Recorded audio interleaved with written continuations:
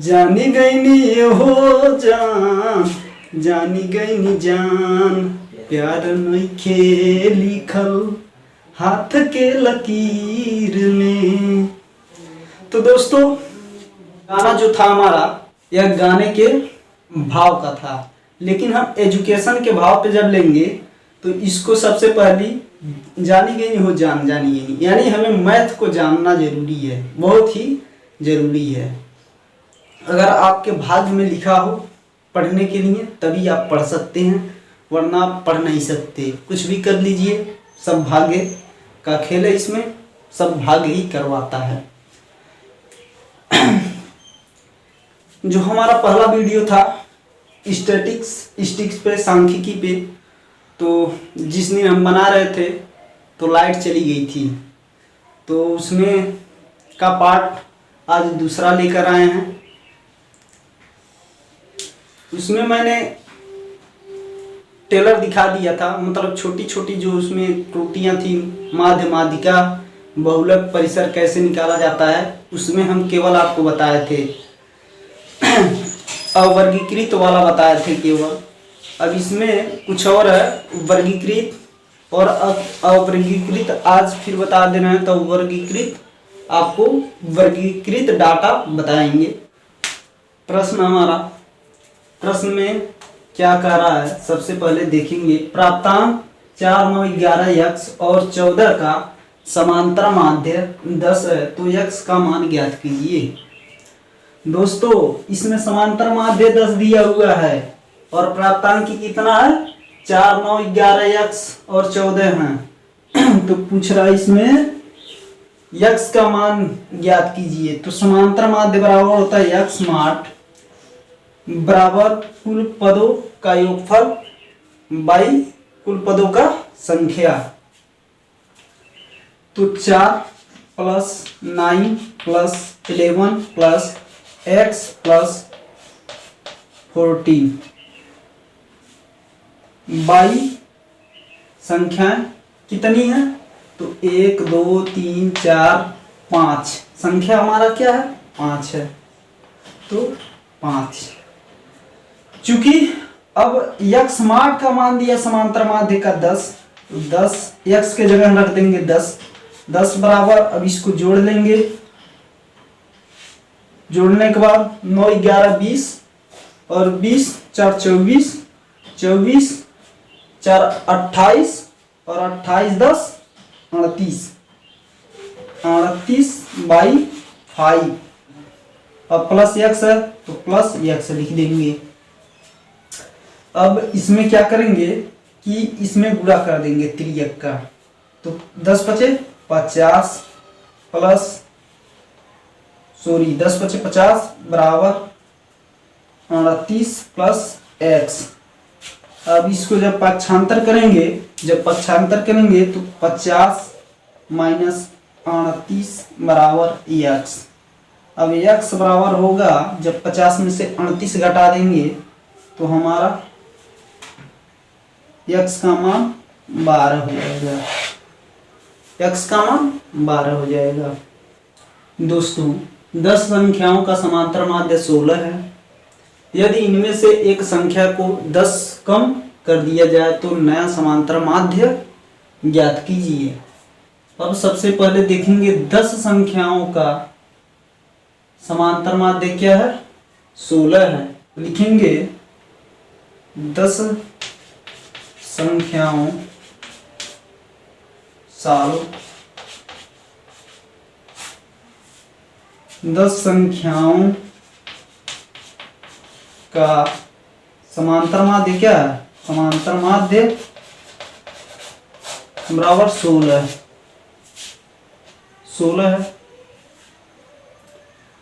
और क्या कह रहा है, यदि इनमें से एक संख्या को 10 कम कर दिया जाए, हमारा समांतर माध्य क्या होगा, यही प्रश्न कर रहा। तो 10 संख्याओं का समांतर माध्य होगा 16। अब लिखेंगे 10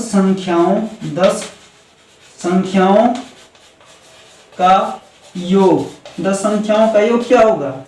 अब गुणा कर लेंगे, सबसे पहले 10 गुणे 110 गुणे 16 तो बराबर क्या हुआ 160 हुआ, जो हमारी संख्या निकल गई 160। अब कह रहा है कि 160 जो हमारा निकला है संख्या योग समांतर माध्य निकला है, तो इनमें से 10 हमें माइनस करना है। तो 160 माइनस 10 तो करेंगे तो हमारा क्या मान होगा 150, यानी जो है हमारा निकला वही तो नया संख्या हुआ। अब इसमें पूछ रहा नया तो संख्या हो गया, लेकिन समांतर माध्य की बात किया है, तो समांतर माध्य में संख्या हमारे दिया हुआ 10, तो बाई 10, एक शून्य से एक शून्य कटा 15, हमारा क्या हो गया नया समांतर माध्य हो गया। अब बात करेंगे कि जब संख्या दी हुई हो और उसमें क्या हो बारंबारता दी गई हो, यानी 2 हो, जब आंकड़े क्या हो 2 हो, तब समांतर माध्य कैसे निकाला जाता है। जैसे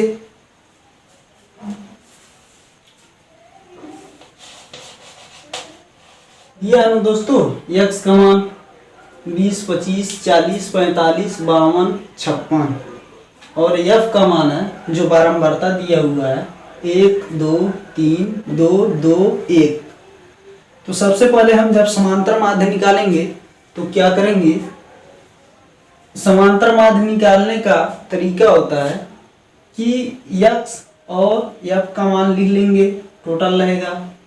सबसे पहले तो इसमें गुणा करते हैं, fx का गुणा करते हैं, यानी इसका गुणा इसमें और इसका गुणा इसमें, इसका गुणा इसमें, इसका गुणा इसमें, इसका गुणा इसमें और इसका गुणा इसमें करने के बाद जो हमारा योग होगा, गुणा करने के बाद टोटल संख्याओं को जोड़ देंगे। जोड़ने के बाद से हमारी संख्या क्या है, यानी कितनी संख्या है f, यानी बारंबारता की संख्या गिने तो 1, 2, 3, 4, 5, 6 है। हमारी संख्या क्या है 6 है टोटल। तो इसमें यह नहीं करेंगे कि 6 से भाग दे देंगे, नहीं, तब तो गलत हो जाएगा। क्यों गलत हो जाएगा, क्योंकि वह उसमें जो हम पहले निकाले थे तो उसमें एग्जाम्पल में बारंबारता केवल नहीं था और x का मान केवल था, और इसमें बारंबारता का मान दिया हुआ है। तो सबसे पहले आपको ध्यान देना है कि इन जो हमारा बारंबारता है इन संख्याओं को जोड़ देंगे, यानी इन संख्याओं का योग कर देंगे।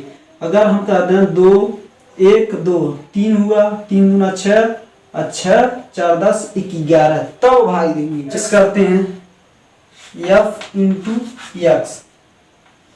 इंटू एक्स बराबर 20 एकम 20 हुआ, प्लस करेंगे। अब 25 दूना 50 प्लस 4 3 12 120 प्लस 45 दूना 90 प्लस 52 दूना 104 प्लस 56।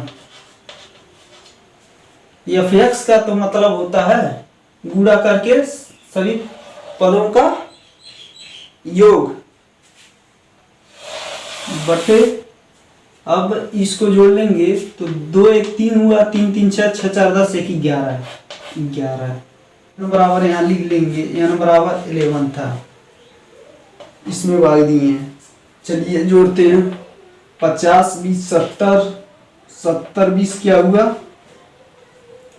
70 20 90 90 190 हुआ, 190 प्लस 90 प्लस 100 हमारा 4 है, 104 और प्लस 56, इसको ऐड करेंगे तो 6 4 10 0, हाथ में आया 1, 9 5 14 14, 1 हासिल 15 15 5 20 4 24 को 4 2 2 2 क्या 1 1 2 2 2 4 440 हो गया। जोड़ने के बाद कितना हुआ 440 बराबर x माड बराबर 440 डिवाइड बाई 440 हुआ। जब 11 से भाग दे देंगे तो 11 4 42, 4 मिनट में कटा तो 40, माध्य हुआ समांतर माध्य हुआ 40 हुआ।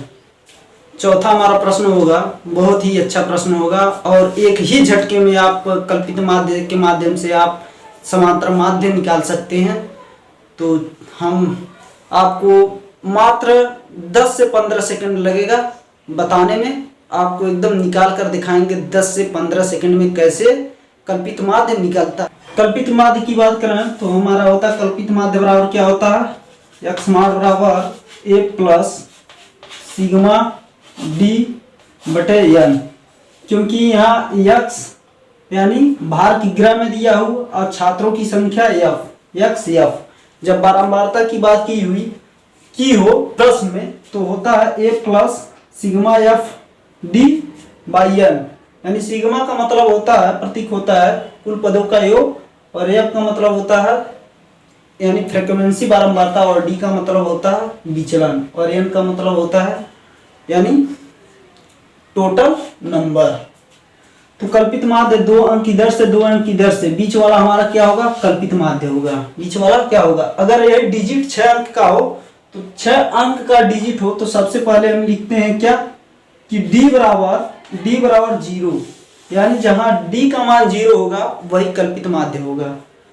तो हमारा मान क्या हो गया, कल्पित माध्य a बराबर लिखेंगे हमारा 32 मान है, और चूंकि इसके सामने 15 है f, तो 32 d बराबर होगा क्या होगा, d बराबर होगा x माइनस a। d बराबर क्या होगा, x माइनस a, यानी x। तो हमारा कल्पित माध्य है क्या 32। तो 32 माइनस जब 32 करेंगे तो हमारा मान क्या होगा 0, यानी d बराबर क्या होगा 0, यानी d का मान 0 आ गया। तो लिखेंगे, अब टोटल संख्या जोड़ लेंगे, n बराबर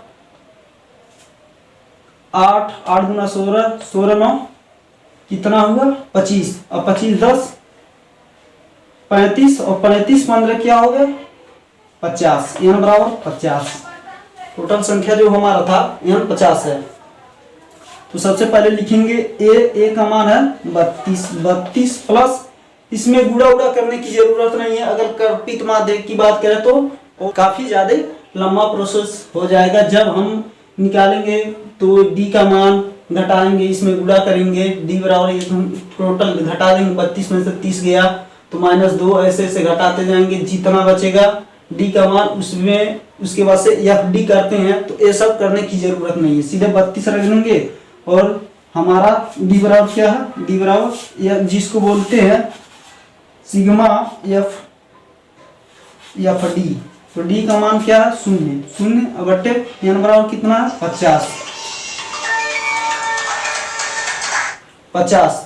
तो जब इसमें 0/50 है तो 0 होगा, मान क्या होगा 0 होगा। तो 32 धन 0 जब जोड़ेंगे इसमें मान में तो हमारा मान क्या होगा 32।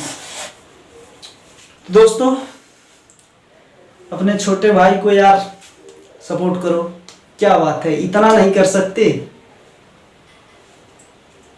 आप सभी का तहे दिल से स्वागत है। तब तक हम मिलते हैं अगले वीडियो के लिए।